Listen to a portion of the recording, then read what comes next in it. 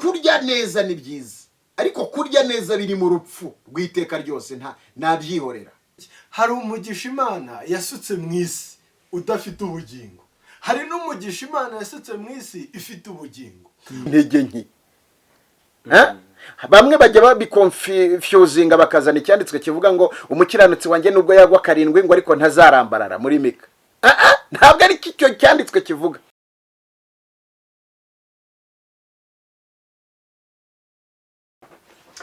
Yes, reka twongere tubasuhuza tubaha ikaze tubifuriza amahoro y'Imana ahantu hose muherereye, twizere ko mumeze neza cyane. Imbere yanyu muri murabona abakozi b'Imana barakeye. Bitare rwose. Murimo murabona abakozi b'Imana bakeye, hari Pastor Janvier, hari n'undi muntu n'ubwa mbere mu mubonye kuri Kizarunwa TV, ariko ndizera ko muri buze kumukunda. Yego. Hanyuma reka tubanze tubasuhuze, muraho neza. Yego muraho. Twishimiye kubaha ikaze nanone kuri Kizarunwa TV. Amen. Ya. Hanyuma rero nguko mubimenyereye tugirana ibiganiro, tugirana kuganira bakatwungura ibitekerezo, bakatwigisha ijambo ry'Imana. Uyu munsi twagarukanye topic, twagarukanye ikiganiro tugira ngo batuganirizeho badusobanurire kubera ko ni ibintu biba bicanze cyangwa se biyoberanye mu bantu bakifuza gusobanukirwa ukuri kwabyo. Uyu munsi rero twaje kugira ngo mwumve mutuganirize muduhereze ukuri kwibiri hanze ahangaha. Yego. Hanyuma reka dutangire twibwira abakunzi bacu badukurikiye aka kanya. Njye ni Pastor Janvier. Evangeliste Bernard. Yego. Ishimiye kubana namwe. Siko narenze ko wabaye nka bishop Cardinal. Ko wabaye nka bishop. Buriya rero abantu benshi bakunda kwita ku matitire. Ariko kuvana aho maze igihe nkijijwe nkora umurimo w'Imana, ariko sinari nabonaho titire basengera umuntu bakavuga ati mu izina rya bishop muvemo, muri dayimoni ragiye nabonaho ati mu izina rya potere muvemo. Bigaragara ko igikomeye si titire, ahubwo igikomeye ni umwami twizera, kuko abantu bagwije amatitire muri iki gihe ariko ntabwo bagwije imbaraga z'Imana, kandi igikenewe ni imbaraga z'Imana cyane. Ariko na titire nayo ni nziza, abanyamatitire rwose bayagumane. Nibyo rega burya nta amatitire wa mugani. Okay, mwisi aba hari ariko ikimataringa kiba gifite imbaraga n'amavuta, kandi imihamagaro ntago irutana. Burya imihamagaro ntago irutana, imihamagaro irangana. Evangelist arangana na pastor arangana na apostle. Okay, ariko mu inshingano zabo nizo ziba zitandukanye, ariko buri muntu wese aho ahagaze kuko ninakora neza. Nako bivuga ngo bamwe abaha kuba intumwa, abandi abigisha, abandi bavuga butumwa, abandi abahanuzi gutyo. Kandi ibintu wahawe n'umwami w'abamurumva ko babikomeye cyane rwose. Ahubwo nibaza uburyo abantu babirutanisha. Icyo nahawe umuntu akakirutanisha n'icyo wahawe. Abantu baba bakoze mistake. Biriya nyine biriya bya ayo matitire yo hejuru biterwa n'inshingano. Umuntu wenda uyoboye abandi benshi bigatuma guhereza titire runaka kugira ngo bigaragare ko ari position umuntu ahagazemo. Ariko urakoze nyine, ariko ubu nari nzi ko nyine ari uko byagenze. Twamurogoye. Hanyuma rero turabishimiye cyane. Wowe ukiri kureba kino kiganiro kana kuri like kugira ngo duhereze amahirwe kugira ngo YouTube ikiganiro cyacu ikigeze kuri n'abandi babashe kukibona. Kana kuri comment ushyire mu gitekerezo cyawe. Niba utarakora subscribe uyikandeho ukazogera kugira ngo amakuru yose dushyiraho uzajye uwa mbere mu kuyabona. Ngiye tugiye kubana uyu munsi nitwa Vital. Tugiye kuganira ku nsanganyamatsiko ni ibintu numva nifuza kumenya, ariko iyo mbyifuza n'abandi bantu badukurikiye babyifuza. Bivuga ngo ni gute nakomeza kurinda cyangwa se ni gute narinda agakiza mfite cyangwa nahawe cyangwa se nshaka gukizwa mu iterambere ryanjye. Iterambere ndi kujyamo ni gute narindamo n'agakiza ngakomeza gukizwa no muri rya terambere. Kuko usanga bamwe barakijijwe ariko batangira gutera imbere bagasubira inyuma. Ndetse hari n'abandi bababwira ngo musenge cyane kugira ngo mutazagwa. Gukora mu bigire bike, gusenga mu bigire byinshi. Ariko ni gute nagumya gukizwa kandi nkanakora mu yandi magambo n'iterambere ryanjye rikiyongera kandi n'agakiza kanjye kagabanuke. Yego. tubahaye ikaze rero pasiteri reka duhere kuri pasiteri ubundi iterambere n'agakiza hari ahantu bitandukaniye cyangwa hari aho bihuriye? ubundi agakiza niryo terambere nyakuri. iterambere ni ryiza ariko burya agakiza niryo terambere rya mbere. buriya umuntu agikizwa aba yateye imbere. umuntu ufite iterambere ariko ritajemo agakiza cyangwa ritahamagawe n'agakiza, iryo terambere isaha n'isaha riteshwa agaciro, kuko isi ishobora kukubeshya ko ari iterambere n'abandi bakabibona ko ari byo, ariko ukaza kugera kuri some point cyangwa ukaza kugera ahantu rya terambere ryawe rikabitera nyuma. bivuze rero ngo agakiza niyo root cause cyangwa se ni umusingi, ni foundation y'iterambere. agakiza, ahari agakiza hari n'iterambere. ariko kandi iterambere ntirisigana n'agakiza, kandi agakiza katari mu iterambere nanone si agakiza. none ko tujya tubona abantu mu bigaragara barateye imbere cyane ariko badakijijwe. nari ngiye kuhagera naho bateye imbere ariko badakijijwe. nibyo nakubwiye, nibyo nari ndi kuvuga ngo kuba umuntu ateye imbere ni byiza, ni nabyo dushaka kugira ngo kandi abantu bamenye batere imbere pe bakore. ku iterambere rizanwa no guhaguruka umuntu agakora, kandi buri wese yakora, buri wese yahaguruka agakora, kandi byacamo. kandi nta muntu wakoze ngo bibe successful bitabanjije kumugora. abanza guhura n'ibishyitsi mu nzira, abanza guhura n'ibimuhinduringa bimusubiza inyuma bimubwira ngo wibeshye. abanza guhura n'ibimuca intege. ariko umuntu utera imbere ni umuntu wavuze ati ndihangana. ijambo kwihangana rihita rizamo. kwihangana. ntimwumvise ko abihanganye biswe abanyamahirwe? buriya mahirwe ari mu kwihangana. ijambo ryitwa kwihangana ni nako Bibiliya ivuga mu Byahishuwe ngo hahirwa uwihangana akageza imperuka. ko kwihangana gutuma ibintu bicamo. yego, buri kintu cyose kiri munsi y'ijuru gifite igihe cyategekewe, niko mu Mubwiriza 3 havuga. hari igihe cy'amanywa n'igihe cy'ijoro. ushobora kuba urimo urakora mu gihe cy'ijoro. iyo uri mu gihe cy'ijoro ibyo uri gukora byose bitwikiwe n'umwijima. ariko umucyo nuza, ibyo wakoze biri buhige ahagaragara, bihabwa agaciro. niba ari byiza.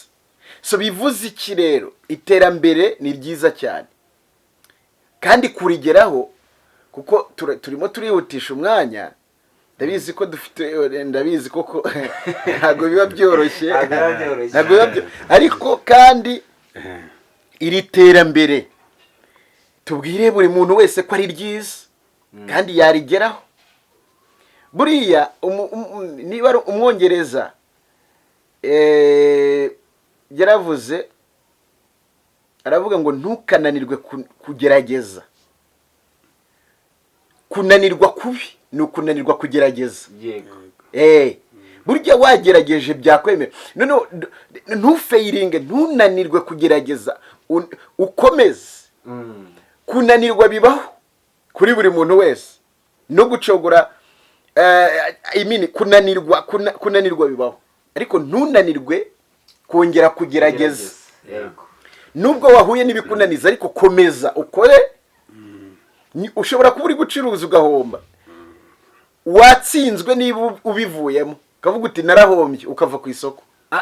shakisha. nubwo igishoro cyaba cyagushiranye, reba aho utira na 5 wongera ucuruza. ukuri guhangana n'icyo kirere. ushobora kuba uri muri cya gihe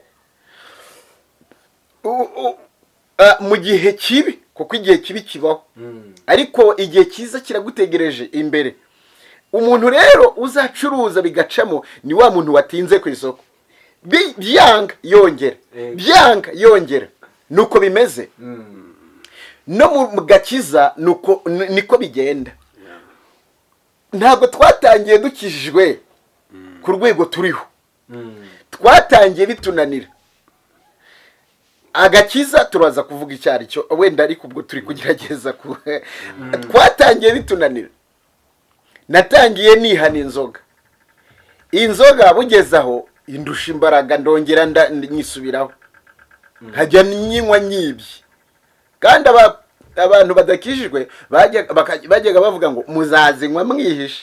Ubwo urumva icyanditswe cyabo cyari kinsohoreyo. Ariko nkongera nkarwana kugira ngo nyitsinde, bukeye ndayitsinda, iribagirana mu buzima bwanjye. N'ibindi ngenda mbitsinda, bigenda byibagirana, bigenda bivaho. Agakiza ni process, ntabwo umuntu akizwa umunsi umwe. Agakiza ni nk'ibarizo, uko umuntu ajyanwa urubaho rujyana bakagenda barutunganya kugeza igihe rutunganijwe. Ni nako Pawulo yavuze ngo kugeza igihe tuzagera ku kigero cy'igihagararo cya Kristo. Rero agakiza cya mbere tugomba kumenya ni iki. Agakiza ni ugukira ibyaha, gukira indwara, gukira imibabaro, gukira imivumo. Agakiza ni Kristo mu muntu, ni ubuzima bushya umuntu yakiriye. Bibiliya ikavuga muri Yohana 3:16, Imana yakunze abari mu isi bituma itanga umwana wayo w'ikinege kugira ngo umwizera wese atarimbuka ahubwo ahabwe ubugingo buhoraho. Muri Bibiliya y'Icyongereza abona agakiza, ahabwe ubugingo buhoraho. Uwizera uwo mwana afite ubugingo, ariko utamwizera ntafite ubugingo, kuko atizeye izina ry'umwana w'Imana. Noneho rero agakiza turaza kubisoma no muri birimo iryo jambo salvation. Salvation is to be saved. Someone has been saved from eternal cyangwa se from sin. Yavuye mu cyaha, yabatuwe, asohoka mu cyaha. Noneho aho ngaho wenda abantu birumvikana, ntabwo tuje kubikisha agakiza, ahubwo turashaka kuvuga agakiza mu iterambere. Ni gute warinda agakiza mu iterambere? Aha narindi kubivuga kugira ngo n'umuntu utakijijwe amenye ibyo ari byo. Agakiza ni ukuvanwa mu byaha. Byanga bikunda iyo wakije ijambo ry'Imana, ijambo niryo gakiza, kandi ijambo ririmo agakiza. Ijambo n'ubuzima riraguhindura, iyo uryakiriye riraguhindura. Wowe it's a matter of just accepting the word of God. Kuko kwizera kuzanwa no kumva ijambo ry'Imana. Uko kwizera ariko gakiza kimikwa mu buzima bw'umuntu, ari nk'imbuto igatangira gukura, ikamera amashami, ariho hahandi umuntu agenda hinduka aba umuntu mwiza. Ejo bundi ukaba waruzinga umuntu ni umujura, ariko ejo bundi ukabona byarahindutse ntakiri umujura, ni umuntu wizera, wasigira ibintu, wagira gute. Ibyo byose ni agakiza. Agakiza ntabwo bigarukiraho, ku bantu badukurikiye babyumve neza. Agakiza ntabwo bigarukira kuba umuntu akiza ibyaha, kamukiza n'ibindi bintu. Hari imivumo tuba twaravukiyemo karondoza ziturondora, tuba twarakuye mu miryango aho twavutse basenga ibigirwamana cyangwa bafite ibintu, kuko ntibasengaga Imana. Kuko Bibiliya iravuga ngo muhora abana gukiranirwa kwa basi, hageza kubuzukuru n'abuzukuruza n'ubuvivi bw'abanyanga. Hari ibintu byadukurikiye tutagizemo uruhare, nawe utagizemo uruhare, ariko ibyo bintu bikadukurikirana. So iyo tuje muri Yesu rero, kuko biravuga ngo iyo umuntu ari muri Kristo Yesu aba ahindutse icyaremwe gihe, ibya kera biba bishize. Bivuze iki? Bivuze ngo ibya kera birahari, birahari, byari bihari, ariko iyo uri muri Kristo Yesu bya bindi bya kera birashira, arizo za karande n'imivumo. Ibyo rero agakiza nako katwambura uwo mwambaro wa kera ushaje, tukaba abantu b'umugisha, tukaba abantu babohowe, deliverance. Muri Yesaya 61 niko Yesu yabivuze. Avuga ibyo yaje gukora. Hari ibintu uzasanga yaje gukora bigera muri 7 Yesu, hamwe no kudukiza imivumo birimo, kutubatura ukabohoka. Nkubwire ko niba tuvuga agakiza, ugomba kumenya ngo akagakiza ni umushinga w'Imana ukomeye mu buzima bwawe. Ni imbuto yinjira muri wowe, ijambo ry'Imana ryinjira muri wowe, riguteza intambwe, ukakira Kristo, ukabatizwa mu mazi, ukakira n'Umwuka Wera, ukaba sealed, ukaba wemejwe neza kuri umwana w'Imana. Ibyo rero biguhereza access cyangwa biguhereza opportunity yo kwinjira ibwina, ukajya imuhengeri, ukareba umusaruro w'agakiza. Rero ugenda ukira iyo mivumo, ikavaho, ikagenda, ugakira imibabaro, ukaza guhabwa umugisha. Agakiza kakugeza kuri uwo mwuzuro, aho uza kuba itara cyangwa se inyenyeri imurikira abandi. Ntabwo ushobora kuba inyenyeri imurikira abandi ukiri muri bwa bubata, cyangwa hari ibindi bintu bikigutwikiriye. Oya, hari ahantu uzatwikururwa kugira ngo ubinyenyeri abandi bajye bakureberaho. Cyangwa se kuko niko Bibiliya ivuga ngo turi nk'umusozi uri ahantu, turi umudugudu muremure. Isi iratwiteze, isi iragutegereje, niwe iri kureberaho. Niyo mpamvu umurokore akwiriye kwigirwaho uburyo bwo kwambara, akwiriye kwigirwaho uburyo bwo kuvuga, akwiriye kwigirwaho uburyo bwo gucuruza, akwiriye kwigirwaho ibintu byinshi, uburyo bwo gukora politike, kuko byose birimo. Niyo mpamvu watubwiye uti agakiza umuntu yakarinda ate muri no mu iterambere. Iri terambere ryo abantu bita iterambere, abantu bafite uburyo baryambarira, abantu bafite uburyo barigendera, rimwe na rimwe abantu bakisanisha n'ibindi bintu bitiranyije, ugasanga bavuye mu murongo wabo. Ariko umusore yakiranuka mu busore kandi akagira n'iterambere. Mbere abantu babaga bazi yuko umuntu usenga cyangwa wakiriye agakiza ari injiji, badufataga nk'abantu binjiji mbere. Ariko natwe kandi twaje kwerekana ko tutari injiji, kuko uyu munsi wa none kwiga natwe twarize, imodoka natwe turazitwara, ibindi natwe turabi abarokore, ndi kuvuga muri rusange, tubigeraho, sibyo? Tubigeraho natwe. Hari abarokore b'abajenerali, hari abarokore b'abaperezida, perezida uri umurokore usenga Imana.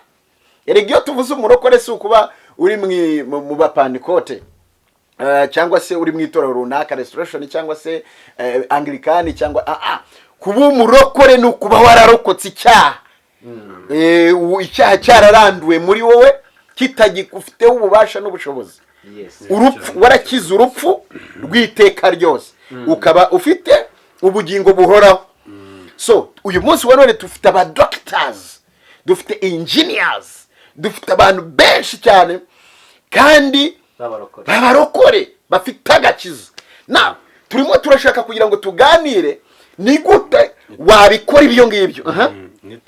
N'iterambere ukarigumamo. Hanyuma pastor, tutarinjira aho hantu neza ngo mumbwire uburyo ki warinda kugakiza. Reka mbaze evangeliste, ni iki kintu mu iterambere cyambura abantu agakiza? Umuntu akagera mu iterambere, abantu bakagera mu iterambere, ariko agakiza bakagatakaza. Urakoze. Imana iguha umugisha cyane ku bw'iki kintu, iterambere n'agakiza. Iterambere n'agakiza ni ibintu bikenewe, ari iterambere rirakenewe, ari n'agakiza karakenewe.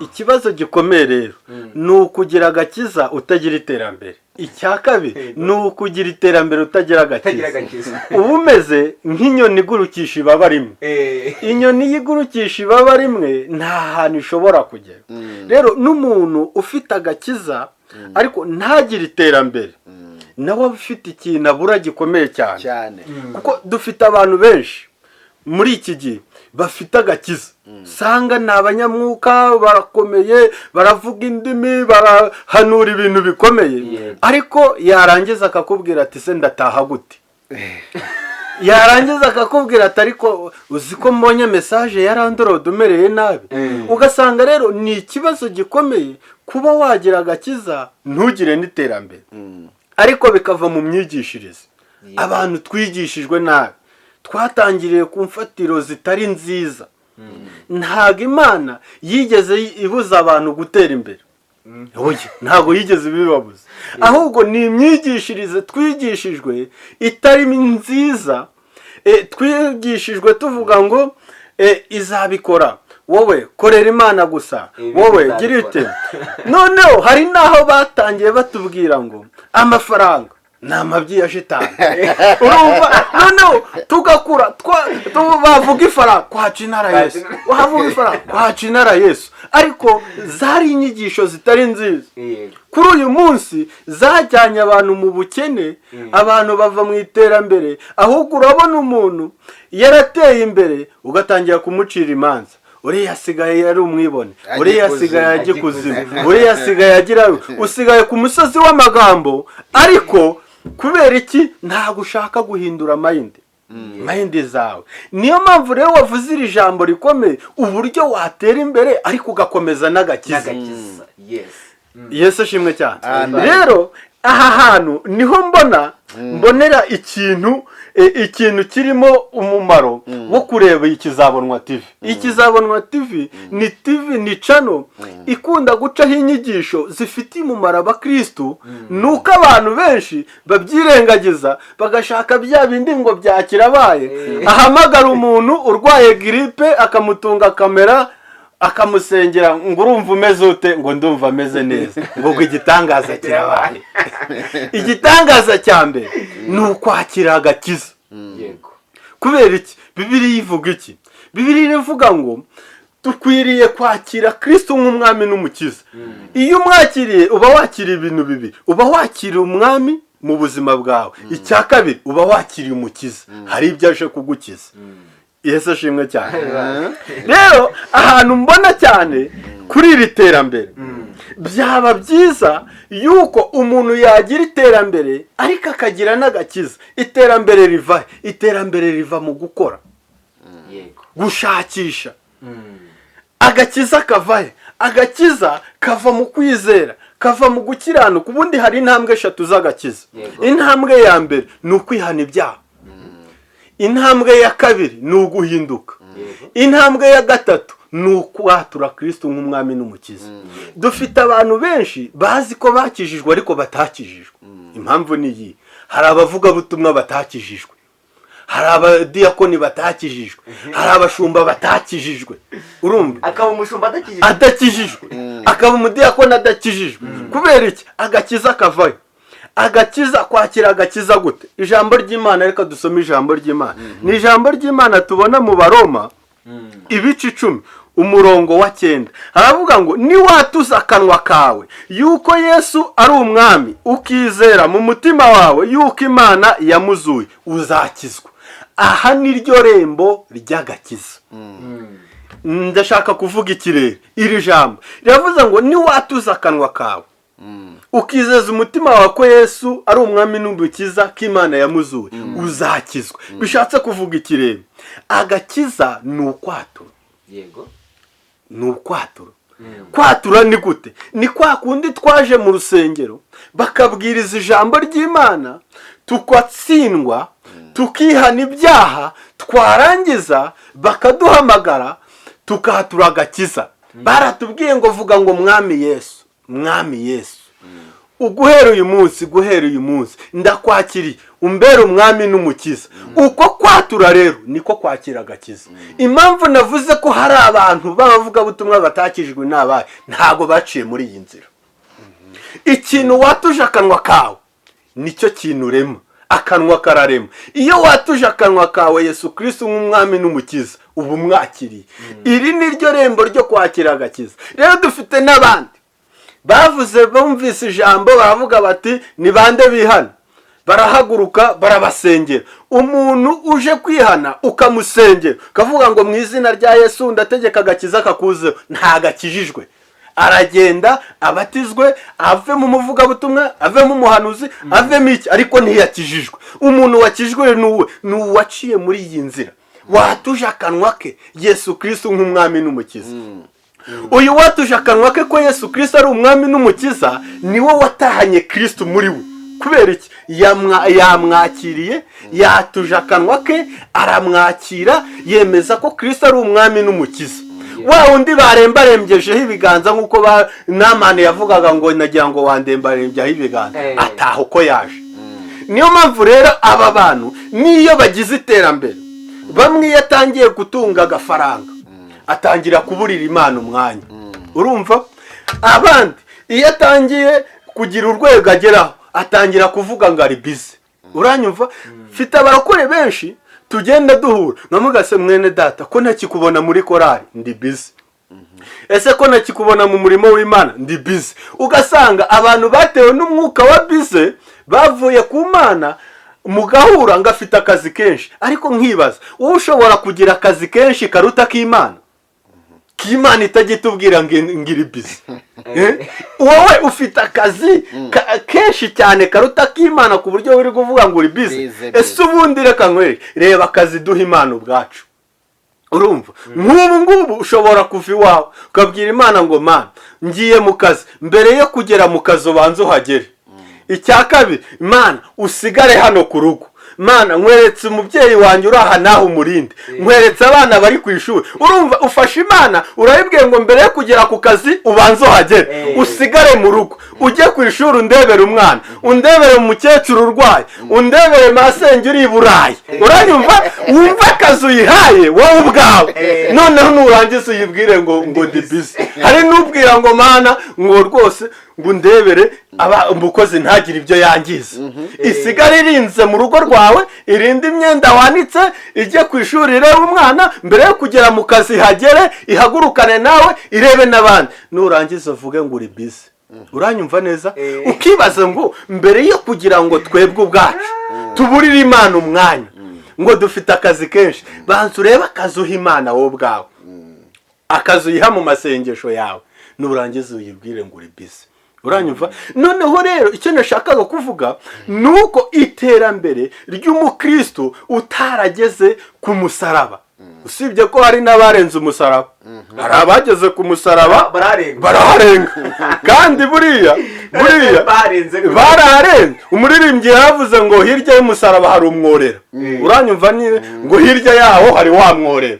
Ni ukuvuga ngo umukristo warenze umusaraba n'ubundi aragenda akagwa mu mworera. Uranyumva neza? Rero icyo Imana ikeneye ntabwo ikeneye wa wundi warenze umusaraba, ahubwo ikeneye wa wundi wawugezeho akawuturizaho, agaturiza ku birenge bya Kristo, akagira iterambere ariko akaguma kuri Kristo. Abantu benshi iterambere ryabavanye kuri Kristo, ariko umukristo nyakuri wakire Kristo nk'umwami n'umukiza, uzahava n'ahajya iterambere ntago rimukura kuri Kristo. Kuko dufite abantu benshi bagize iterambere ariko bagumye ku Mana, kandi ukugumye ku Mana niko iterambere ryiyongeye. Rero jyewe ubwanjye sinshyigikiye umukristo utagira iterambere. Uranyumva? Sinshyigikiye umukristo cyokora sindi nk'abandi bavuga ngo abakristo b'abakene ntibazajya mu ijuru. Si abo ngabo simbashyigikiye, sibyo? Ariko nanjye sinshyigikiye umukristo urwanya iterambere, utemera iterambere. None se buriya nk'abariya k'abakristo bicara bakavuga ngo Imana yaratubwiye ngo tuzakore, ibi bintu urabyemera? Biriya bintu nabikubwiye ni inyigisho z'ubuyobe bigishijwe nabi. Dufite abapasitori, abashumba birirwa barindagiza abantu bakabiriza mu nsengero zabo urumva kuwa mbere ni icyumba, kuwa kabiri ni repetisiyo, kuwa gatatu ni amahugurwa, kuwa kane ni inama, kuwa gatanu ni amasengesho y'imiryango. Ugasanga itorero ririndagiza abakirisitu. Ariko reka nkubwire, buriya ni ubuyobe, uku ni ukubica. Impamvu ni iyihe? Kubera ko wa mukristo ahora mu bukene, ntago ajya gushakisha, ntabona umwanya wo gukora, ahubwo bamwiriza mu nsengero. Kandi aba pasiteri je mbona ari n'abagome, aba bashumba badushumye. Impamvu ni iyi, akwiriza mu rusengero, ukayobora amateraniro, bakatura, bakagira gute, akijyanira, wowe nta n'ibihumbi 5 aguhereza. Kandi ejo ukagaruka, kandi ejo ukagaruka, kandi ejo ukagaruka. Icyo rero mvuga, mbwira abakristo bagira ubwenge, bave mu karindagiza, bave mu nyigisho za zindi zibaheza mu bukene. Bibiliya avuga ngo nitugume mu bya mbere bya Kristo. Ntago iki gihe ari igihe cyo twirirwa mu byumba. Mvuga ngo iterambere n'agakiza byose birakenewe ku mukristo, birakenewe. Umukristo akeneye iterambere, ariko akaba akeneye n'agakiza. Murabizi ibihe twagezemo ni ibihe bya covid. Abantu twagumye mu rugo, none ugasanga umuntu yari umukozi w'Imana, yakoraga umurimo w'Imana, yagiraga ate mu nsengero, kuva kwa mbere yabaga ari ku rusengero yubahiriza gahunda z'itorero. Ariko muri iyi covid nta koroni y'umushumba wabonaga akubwira ati se hari ukuntu waza ugafata akahunga. Ikintu cyatugobotse ni kimwe, ni leta niyo yatugobotse. Shimira n'ubuyobozi bwiza dufite butavangura, ngo buvuge ngo baranabahihaye Imana bazatungwa n'abihaye Imana. Kuko bavuga ngo bazatungwa n'abihaye Imana, tuba twaraguye mu mazu, urumva. Rero leta ni umubyeyi ureberera abakristo n'abapagani bose, urumva. Rero kubera za nyigisho twigishije zo kudakora, abantu muri iki gihe cya covid ntekereza ko baciye ubwenge. Igihe batinze, umwanya batinze mu nsengero nahe, baribajije ati iyo tuwutindamo ducuruza izo nyanya, ducuruza izo noryi, ducuruza gutya na gutya, ubu ngubu natwe ntago tuba tumeze gutya. Kubera iki? Umukristo utagira iterambere agushwa n'ubusa. Umukristo w'umukene agushwa n'ubusa. Benshi bavamo abatekamutwe. Icya mbere, iyo ugiye kumusengera arakubwira ati kugusengera ni ibihumbi 15. Urumva? Icya kabiri, niyo umuhamagaye kugira ngo akugereho bisaba kumutegera. Noneho ugasanga n'abantu bashaka guhora bafashwa. Ariko si uko. Twakabaye abakristo ahubwo bafasha abantu. Twakabaye abashumba batunga intama yo gutungwa n'intama, urumva. Ugasanga ushaka gutungwa n'intama, kandi izo ntama ntuziragira, ntuziha ubwatsi, urumva. Ntunazereka naho zibisha, uziyoboje inkoni y'icyuma, urumva. Uziyoboza umushyo, urumva. Niyo mpamvu habamo n'ivangura. Ugasanga intama ifite ubushobozi barayizamura. Usanga mu nsengero insengero nyinshi usanga umuntu bita nk'umudiyakoni uhagarariye abandi, ushobora no kumuganga asengera amaturo bikamunanira. Uranyumva? Ugasanga umuntu ni pasiteri, ntazi no gusenga isengesho ryo kujya kuryama ngo Mwami Yesu ndebe. Kubera iki? Ni za nama zibyibushye zifite ibintu bazamuye, aho kuzamura umuntu ufite umuhamagaro. Uranyumva neza? Noneho bakagendera kuri ibyo ngibyo. Niyo mpamvu rero ninginga abantu bankurikiye, abizera, abakristo, nkababwira ngo muharanire kugira iterambere n'agakiza. Kuko nuharanira kugira agakiza gusa, hari aho utazagera. Ntago uzarya icyo ushaka, ntago uzanywa icyo ushaka, ntuzambara uko ushaka, ntago uzagera kwizera nk'uko bikwiriye, ntuzakiranuka nk'uko bikwiriye. Icya kabiri, nugira iterambere ntugira agakiza, uzahora mu byaha, uzaburira Imana umwanya. Uranyumva? Dufite n'abo bantu bari abakristo, ari abizera, baba mu nsengero, bamaze kugira iterambere baburira Imana umwanya, barawubura. Ku cyumweru kijya kugera akabona nibwo ageze abashyitsi. Uranyumva? Ku cyumweru akaba afite amaniversary, afite ibirori bitandukanye, afite ibiki. bitandukanye, sibyo?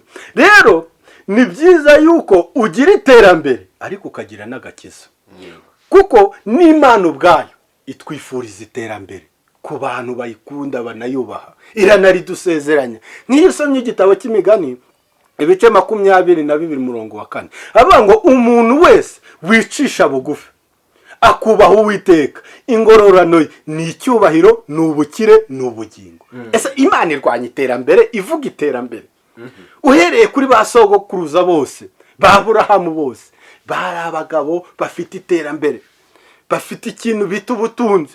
Ba Salomo bari bafite ubutunzi nta nurabugeraho, ba Dawidi bari babufite, bande bose barabugize, ariko bamwe bakomeje kubaha Imana, abandi burabagusha. Yego.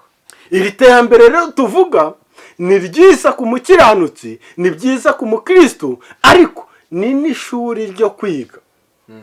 Kuko iterambere riza naryo rijya riba umunzani upima umukristo. Umukristo Imana ikamuhereza ibintu, ikagira ite rwose agatunganirwa. Iyo yubashye abavuye ku munzani neza. Yes, hanyuma tumaze kubona agakiza ku muntu dukurikiranye ugafite cyangwa se n'uwifuza gukizwa, tumaze kubibona kandi tumaze kubona n'inzira yacamo kugira ngo yakire agakiza. Hanyuma tubonye ko hari ibintu bivana abantu mu gakiza, cyane cyane mu iterambere. Umuntu akaba ari mu iterambere akava mu gakiza. Hanyuma pastor, turimo turagana ku musozo kuko amasaha yatugendanye, ariko ni gute noneho tugarutse kuri ya nsanganyamatsiko yacu, ni gute noneho narinda kano gakiza? Ari uyu muntu uri gushaka gukizwa, ari uyu muntu usanzwe akijijwe, ari n'uyu muntu wanyuze mu nzira atazi ko ariyo, uyu munsi akaba amaze kumenya inzira yuko agomba kwatura agakiza. Aba bantu bose ni gute narinda kano gakiza kanjye nahawe, nabonye, kakarindira mu iterambere ryanjye, iterambere nkagumya gatera imbere kandi n'agakiza kanjye kakarinda? Okay, reka dusome cya cyanditswe, hari cyanditswe. Yego. Izita Abayoburayo.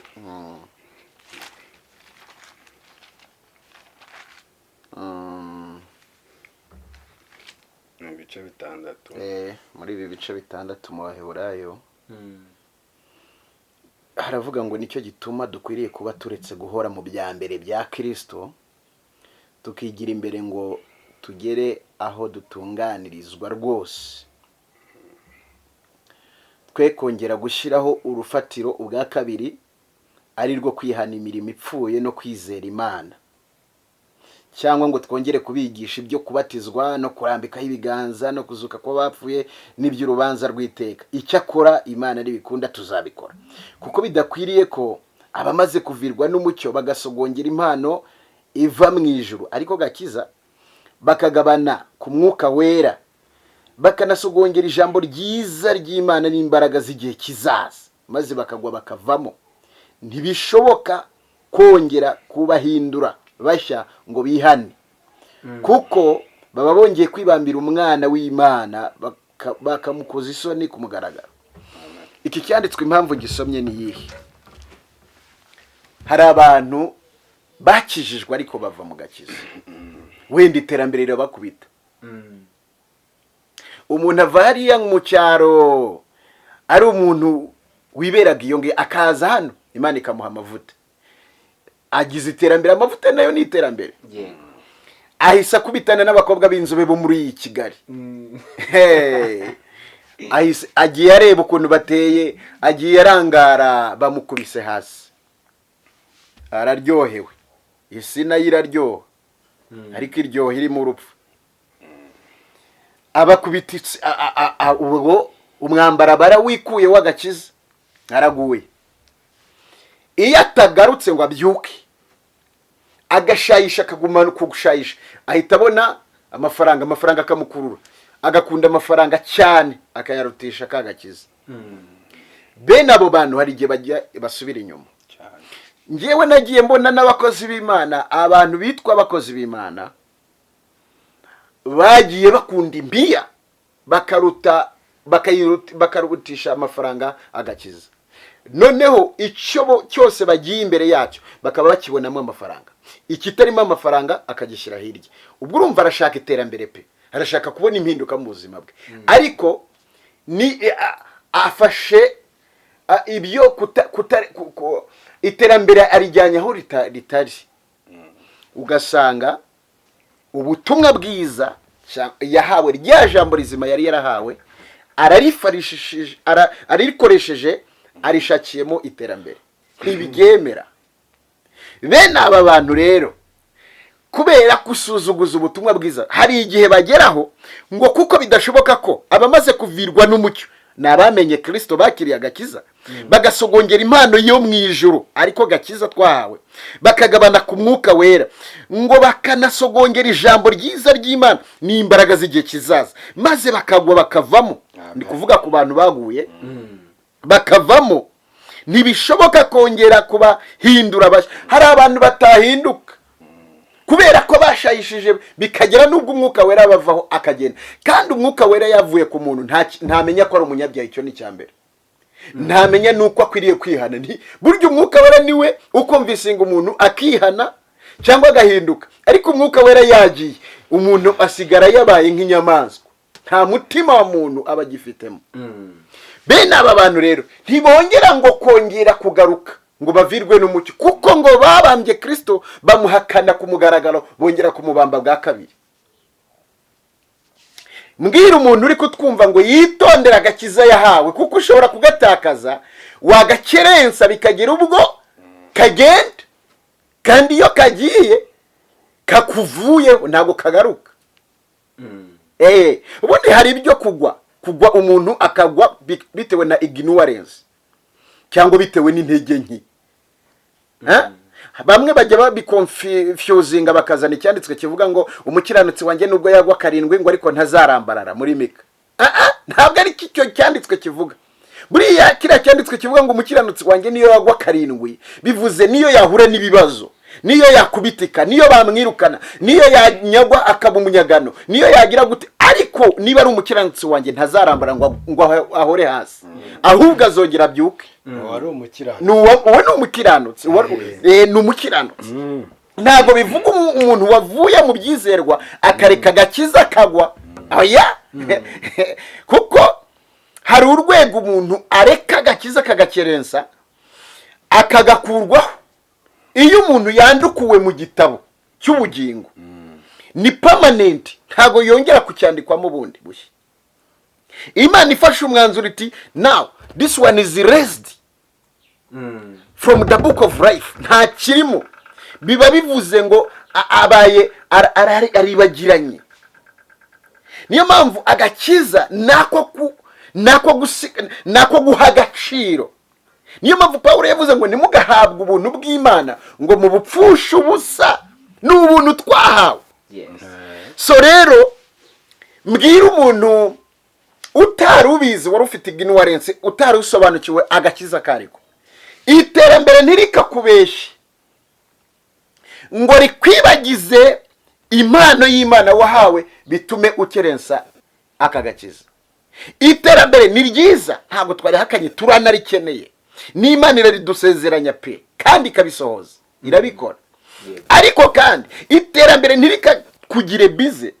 Umukozi w'Imana yahoze abivuga, yabivuze ati bize kubwira Imana ngo ikugiriye gutya, ariko wowe kuki utayi. Niba Imana iguhaye akazi, ikabiguhaye akazi, ukaba uri guhembwa amafaranga meza, ukaba ufite business nziza, ukaba mbese Imana yaguteretse ahantu, iguhaye umwanya kugira ngo uyikorere. Icyo cyicaro, iyo ntebe uriho niyo kugira ngo uheshe Imana icyubahiro, ntabwo ariyo kugira ngo uburire umwanya Imana. Ngo nabaye bize, ngo akazi kenshi kakubuza kubona umunsi umwe mu cyumweru ngo ube wabasha kujya imbere y'Imana. Akazi kabaye bize ku buryo utashobora kubona n'iminota 30 ku munsi ngo ubashe kwegera Imana yaguhaye kakazi.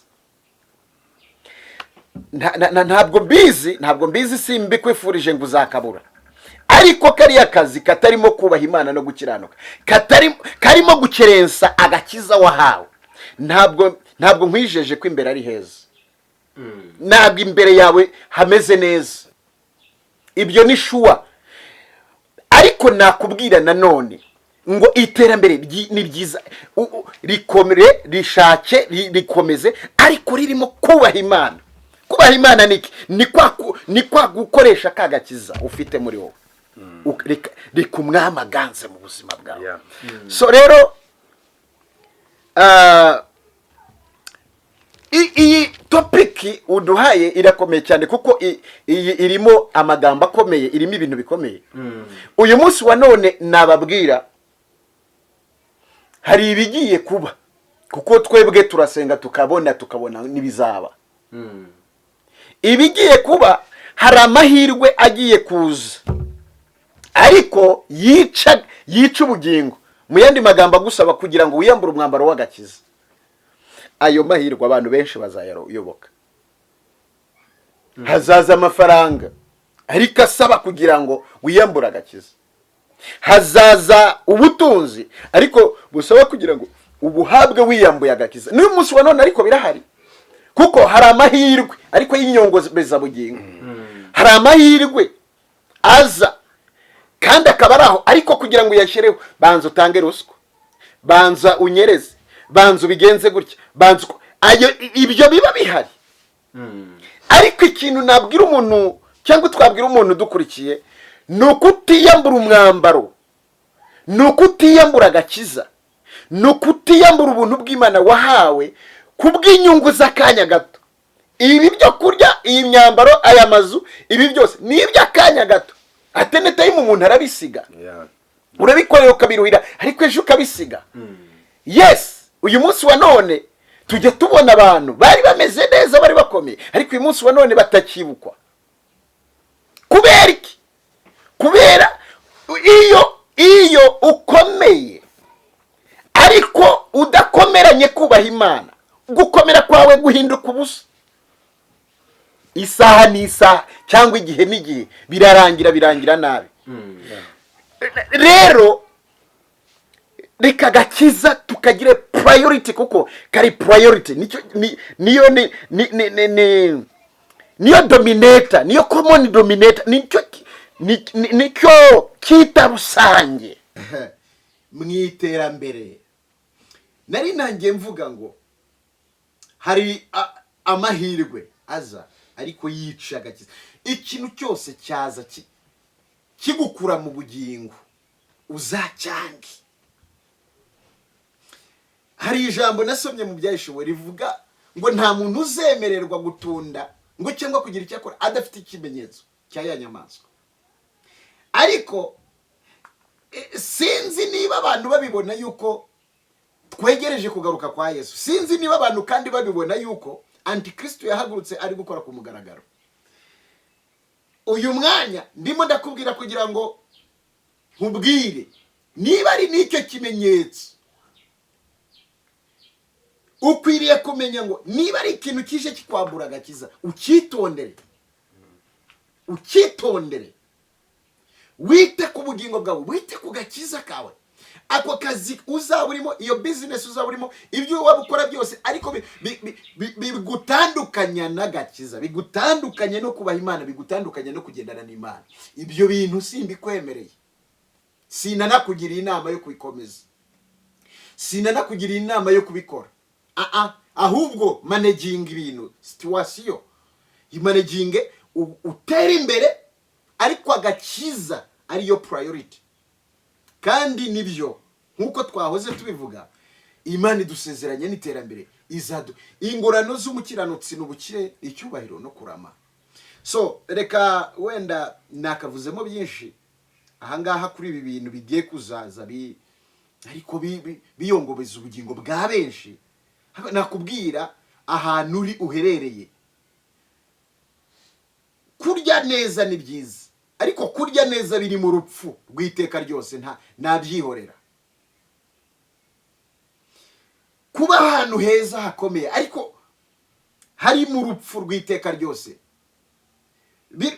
Nigeze nasoma mu migani ngo utwo kurya ngo duki ngo ariko turimo amahoro, ngo turuta ibyo kurya byinshi by'abakire, ngo umukene wibera mu kazu ngo k'ibyatsi gatoya kari aho ngaho ngo ariko ufite amahoro ufite umunezero ngo biruta umukire uba mu nzu y'inyumba ngo ariko nta mahoro agira. Bishaka kuvuga iki? Bishaka kuvuga ko hari umuntu ushobora kuba mu buzima ubona ko bunaciriritse ariko iyo yubaha Imana ngo burya araruta wa wundi uba mu bitabashwa ariko utubaha Imana. So bivuze iki rero? Bivuze ngo hari aho bishobora kugusaba ko n'iterambere waritakaza ariko agakiza ukagakomeza, cyangwa se usa naho iterambere uritakaje kuko isi yari kwambuye yakubwiye iti nutamfukamira ukandamye. Hariya rega byarabaye kuri Sadraka Meshake na Abednego, baravuze umwami yaravuze nimutamfukamira iyo position muriho icyo cyubahiro nari narabahaye ndakibambura. Baravuga bati aho kugira ngo duhemukire Imana turekura agakiza, twebwe twatakaza iyo position, twatakaza icyo cyubahiro mwari mwaraduhaye ndetse tugatakaza n'ubuzima ariko ntitutakaza agakiza. So muntu udukurikiranye rero ikintu gikomeye cyane n'agakiza. Imana iwe umugisha mu izina rya Yesu. Yego pastor urakoze cyane. Hanyuma reka twakire evangeliste, turimo turagana ku musoza dusoreza, atubwire nk'ibintu nka bibiri umuntu yakora kugira ngo arinde kano gakiza mu iterambere rye. Imana iguhereza umugisha nkuko nakomeje mbivuga, agakiza ni ngombwa. Agakiza ni ngombwa, iterambere ni ngombwa, ariko nabibutsa yuko agakiza karinda iterambere. Agakiza karinda iterambere, ariko iterambere riragoye kurinda agakiza. Rero biba byiza yuko ugira agakiza ukagira n'iterambere ariko ugakomeza kubaha Imana. Iyo ukomeje kubaha Imana bituma Imana ikugeza no kure. Kubera iki? Hari umugisha Imana yasutse mu isi udafite ubugingo, hari n'umugisha Imana yasutse mu isi ifite ubugingo. Uwo mugisha rero udafite ubugingo ni umugisha ukuramo iterambere ariko hatarimo gukiranuka. Umugisha Imana yasutse mu isi ufite ubugingo ni umugisha ukuramo iterambere rivuye mu gukiranukira Imana. Nabingingira rero kugira ngo ushake umugisha ufite ubugingo aho gushaka umugisha urimo kurimbuka. Nicyo cyaba cyiza, nicyo nifuriza abizera, nicyo nifuriza abakozi b'Imana bose. Avuga ngo rero iyi topic iyo yari nziza kandi iragutse, irimo ibintu byinshi, twavuga ibintu byinshi bitandukanye ndetse binakomeye nk'uko umushumba twari kumwe yakomeje abivuga. Usanga igihe tugiye kugeramo ni igihe uzasanga umuntu ufite agakiza nyako ariwe uzakomera muri bino bintu. Kubera iki? Hazabaho amahirwe menshi atandukanye, hazabaho umugisha mwinshi utandukanye ariko utari mu bugingo. Rero umuhanga n'umunyabwenge ni byiza yuko yakurikira umugisha uri mu bugingo aho gukurikira umugisha urimo kurimbuka. Umugisha urimo kurimbuka rero ni wa wundi ukura uri mu iterambere ariko ugusaba ibitambo, harimo za ruswa, harimo ubusambanyi, harimo ibiki byose biteye isoni n'ubwoba. Rero ni byiza yuko tutakurikira umugisha urimo kurimbuka ahubwo tukakurikira umugisha wuzuye ubugingo buhoraho. Navuga ngo Imana ibahe umugisha. Yego murakoze cyane. Hanyuma rero tuganje ku musozo, turasoje, turabashimiye. Imana ibahe umugisha ko mwaje kubana natwe mukadufasha kugira ngo abantu babashe gusobanukirwa kino kintu. Murakoze cyane. Hanyuma rero abakunzi bacu, iyi ni Kizabonwa TV, turabashimiye ko mudukurikira. Nawe kanda kuri like, ukande kuri comment, usige mu gitekerezo cyawe, ukande kuri subscribe niba utarayikora, usangize n'abandi kino kiganiro kugira ngo nabo babashe gusobanukirwa. Hanyuma rero Imana ibahe umugisha, turabakunda cyane. Ciao ciao. Shalom.